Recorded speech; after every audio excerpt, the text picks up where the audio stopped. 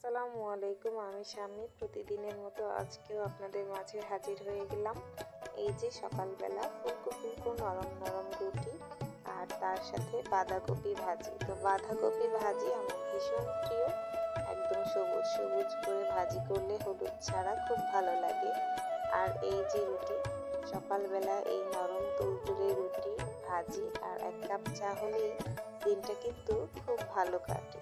আর আমার কাছে ফুলকো রুটিগুলো বেশি পছন্দ। তো এই যে কত সুন্দরভাবে ফুলতেছে দেখুন। এই যে রুটি আর ভাজি এক কাপ চা, এই দিয়েই সকালটা শুরু।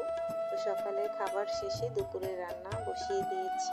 এখানে এই যে দেখতে পাচ্ছেন গরুর পায়া নেহেরি রান্না করছি।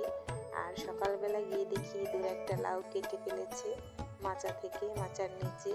তো লাউটা নিয়ে আসলাম। এই যে লাউ রান্না করছি চিংড়ি মাছ দিয়ে, তার সাথে পায়া রান্না করছি, ভাত আরও রান্না করব। ভাত, পায়া আর এই যে লাউ, এইগুলো হচ্ছে দুপুরের খাবার। সাথে আছে চাউলের রুটি, এই যে ভাজতেছি।